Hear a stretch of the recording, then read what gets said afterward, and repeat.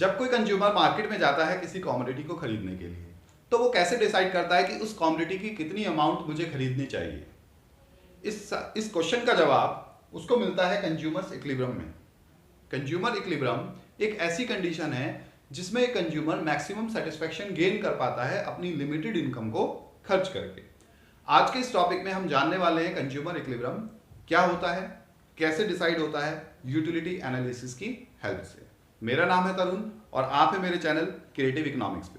तो आइए शुरू करते हैं आज के इस वीडियो को।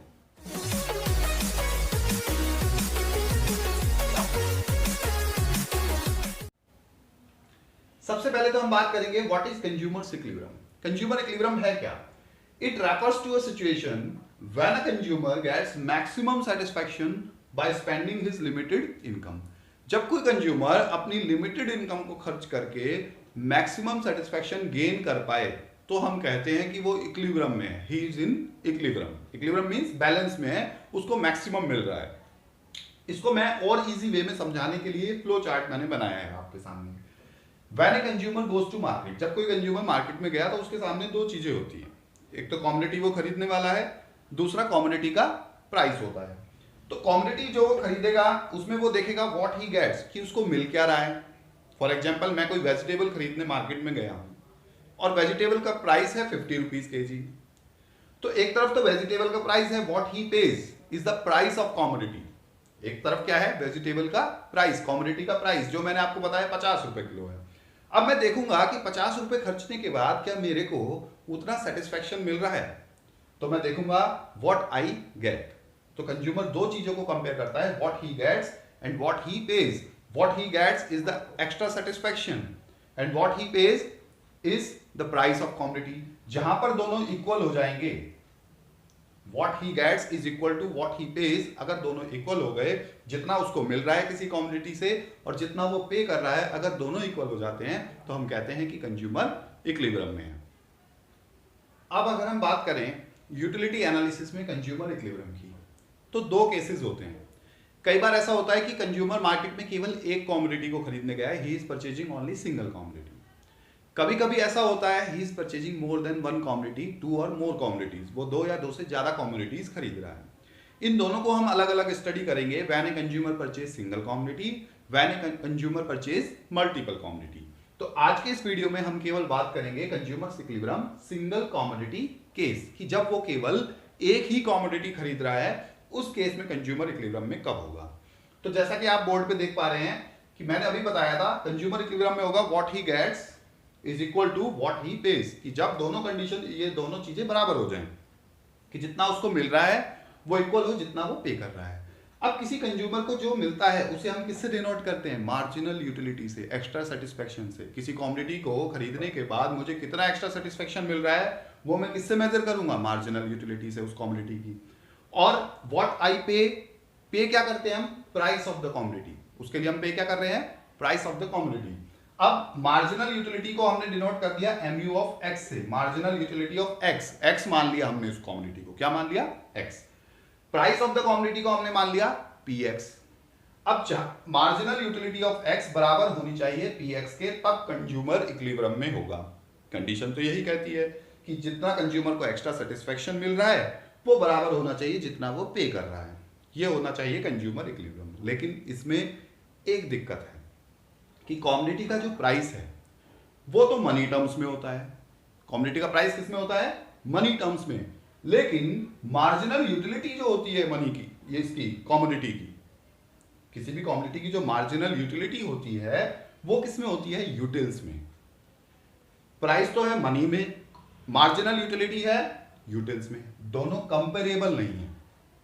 अब या तो हम प्राइस को यूटिल्स बनाएं, वो हम नहीं कर सकते, तो हम क्या करेंगे? मार्जिनल यूटिलिटी को यूटिल्स में है जो, उसको हम कन्वर्ट करेंगे मनी की टर्म्स में।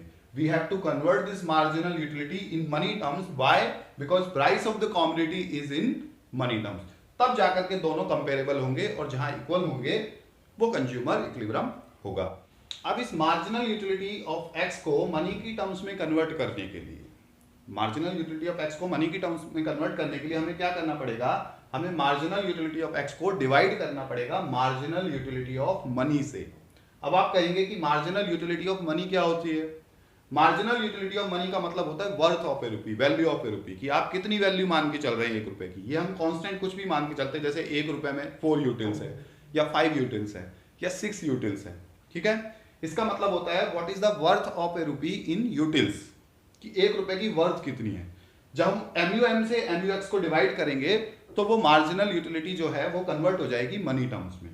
सिंपल सी बात है, मार्जिनल यूटिलिटी ऑफ एक्स को मनी टर्म्स में कन्वर्ट करने के लिए हम उसको डिवाइड करेंगे मार्जिनल यूटिलिटी ऑफ मनी से। ये क्या होती है? Worth of a rupee. 1 marks का क्वेश्चन आता है कई बार, what is marginal utility of money, ये होती है वर्थ ऑफ ए रुपी, और इसको हम कांस्टेंट लेके चलते हैं। ये एक मेजरिंग रॉड है एक तरीके से, ठीक है।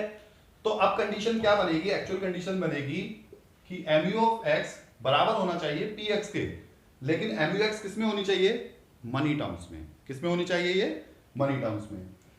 तो मनी टर्म्स में कन्वर्ट करने के लिए हम क्या करेंगे? MU ऑफ एक्स को डिवाइड करेंगे मार्जिनल यूटिलिटी ऑफ मनी से। एक्स की मार्जिनल यूटिलिटी को डिवाइड कर दिया मार्जिनल यूटिलिटी ऑफ मनी से, इक्वल टू PX। अब इसको क्रॉस, ये भी कंडीशन सही है, ये भी सही है, दोनों कंडीशन सही है। इसको क्रॉस मल्टीप्लाई अगर आप करेंगे तो इस कंडीशन को और सिंप्लीफाई कर सकते हैं आप। जब क्रॉस मल्टीप्लाई करेंगे तो PX इसके नीचे आ जाएगा, MU of x divide by PX बराबर होना चाहिए मार्जिनल यूटिलिटी ऑफ मनी के, ठीक है। अब इसका मतलब क्या है इस इक्वेशन में? This is the final equation. ये यही होती है कंडीशन इक्विलिब्रियम की। इसका मतलब है MU of x divide by PX का मतलब क्या होता है कि व्हाट ए कंज्यूमर गेट्स इन 1 रुपी, एक रुपए में उसे कितना मिल रहा है। PX से डिवाइड कर दिया हमने प्राइस से, मार्जिनल यूटिलिटी ऑफ एक्स को जब हमने PX से डिवाइड किया तो इसका मतलब है एक रुपए में उसे 1 रुपया खर्च के उसको कितना मिल रहा है सेटिस्फेक्शन। और MUM मैंने अभी बता दिया आपको, it is the value of a rupee, worth of a rupee. जहां पर वर्थ ऑफ ए रुपी बराबर हो जाएगी व्हाट ही गेट्स इन 1 रुपी, वहीं पर कंज्यूमर क्या होगा? इक्विलिब्रियम में होगा। कंज्यूमर कहां इक्विलिब्रियम में होगा? जहां उसको 1 रुपए में जितना मिल रहा है वो बराबर हो 1 रुपए की वैल्यू के। मार्जिनल यूटिलिटी ऑफ मनी का मतलब होता है वैल्यू ऑफ ए रुपी। 1 रुपए की वैल्यू कितनी लेके चल रहे हैं हम? कुछ भी लेंगे, अभी एग्जांपल से मैं आगे बताऊंगा, टेबल में आपको समझ आ जाएगा, ठीक है। तो this is the final condition of equilibrium. ये भी हो सकती है इक्विलिब्रियम की कंडीशन, इसी को हमने मॉडिफाई करके ये बनाया है और इसी को ये बनाया है। ये तीनों ही कंडीशन इक्विलिब्रियम की होती है, तीनों सेम ही है, बस अलग अलग तरीके से लिखी हुई है। अब लास्ट में हम समझ लेते हैं टेबल और डायग्राम की हेल्प से कंज्यूमर इक्विलिब्रियम। इसमें आपको बिल्कुल क्लियर हो जाएगा कि कंज्यूमर कहाँ इक्विलिब्रियम में होगा। हमने यहाँ पर लिया है यूनिट्स ऑफ एक्स की कितनी कमोडिटी उसको खरीदनी चाहिए, 1 2 3 4 5, इनमें से किसी पे भी वो इक्विलिब्रियम में हो सकता है 2 कमोडिटी खरीद के वो इक्विलिब्रियम में हो, 2 यूनिट्स या 3 यूनिट्स या 4 यूनिट्स या 5 यूनिट्स। यहाँ हमने मार्जिनल यूटिलिटी ऑफ एक्स ले लिया। ये रूल को हम फॉलो करें, डिमिनिशिंग मार्जिनल यूटिलिटी को 20 16 12 10 8 धीरे धीरे कम हो रही है मार्जिनल यूटिलिटी। अब हमारा काम इससे नहीं चलेगा, हमें चाहिए marginal utility of x in money terms. हमें क्या चाहिए? Marginal utility of x in money terms. Price हमने कमोडिटी का मान लिया ₹3। प्राइस कितना मान लिया कि एक का प्राइस 3 है तो ये तो 3 ही रहेगा, it will remain 3 through out the, कि एक कमोडिटी खरीदने के लिए 3 रुपए खर्चने पड़ रहे हैं हमें। अब हमें चाहिए marginal utility of x in money terms. Money terms कैसे निकालते हैं हम? हमें MU ऑफ एक्स को डिवाइड करना पड़ेगा मार्जिनल यूटिलिटी ऑफ मनी से। किससे डिवाइड करना पड़ेगा? मार्जिनल यूटिलिटी ऑफ मनी से। हमने मान लिया कि मार्जिनल यूटिलिटी ऑफ मनी है जो 1 रुपया बराबर है 4 यूटिल्स के। किसके बराबर है 1 रुपया? 4 यूटिल्स के। मतलब 1 रुपए की वैल्यू कितनी है? 4 यूटिल्स। 4 यूटिल्स मिलते हैं 1 रुपया खर्चने के बाद। अब हम MUX इन मनी टर्म्स कैसे निकालेंगे? MUX को डिवाइड करेंगे मार्जिनल यूटिलिटी ऑफ मनी से। किससे? 4 से। इस 4 से डिवाइड करेंगे। 20 डिवाइड बाय 4 कितना आएगा? 20 बाय 4 यह आएगा 5। फिर आएगा 16 बाय 4 यह आ जाएगा 4। फिर आएगा 12 बाय 4 यह आएगा 3। फिर आएगा 10 बाय 4 यह आ जाएगा 2.5 और 8 बाय 4 यह आ जाएगा 2। अब कंडीशन क्या थी कि MU of x money terms में बराबर होना चाहिए PX के। कहां बराबर हो रहे हैं? देखो दोनों ये हो रहे हैं यहां पर बराबर। ये PX 3 है और MUX मनी टर्म्स में भी ये 3 है। तो एक कंज्यूमर को कितनी यूनिट्स खरीदनी चाहिए? 3 यूनिट्स खरीदनी चाहिए इक्विलिब्रियम में होने के लिए, ठीक है। हम यहां पर लिखेंगे भी कि consumer should buy 3 units of X commodity. कितनी यूनिट्स खरीदनी चाहिए उसको? 3 यूनिट्स। बिकॉज क्यों खरीदनी चाहिए 3 यूनिट्स एक्स की? क्योंकि यहाँ पर marginal utility of x in money terms, money की टर्म्स में बराबर होगी प्राइस ऑफ एक्स के। जितना उसको मिल रहा है वो बराबर होगा जितना वो पे कर रहा है, और दोनों एक ही टर्म्स में, प्राइस भी मनी टर्म्स में है और मार्जिनल यूटिलिटी भी मनी टर्म्स में है। इसका डायग्राम अगर हमें बनाना तो हम क्या करेंगे, एक्स एक्सिस पे लेंगे unit of X commodity, Y axis पे हम लेंगे price of X and marginal utility of x.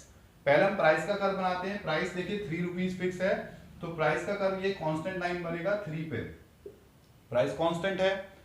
अब marginal utility of x money terms में बनाएंगे, 5 4 3 2.5 डिक्लाइनिंग है तो ऐसे ही बनेगा, ये बन गया mu of x in money terms.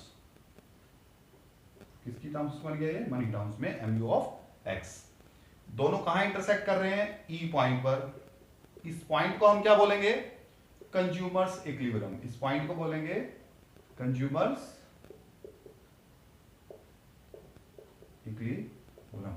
कब हो रहा है कंज्यूमर इक्विलिब्रियम, जब एक कंज्यूमर उस एक्स कमोडिटी की 3 यूनिट्स खरीद रहा है। कितनी यूनिट्स खरीद रहा है, 3 यूनिट्स। ठीक है, so this is the whole concept of consumer equilibrium. हमने केवल एक ही केस पढ़ाया, सिंगल कमोडिटी केस। अगर वीडियो अच्छा लगा है तो लाइक का बटन प्रेस करें, शेयर करें, सब्सक्राइब करें।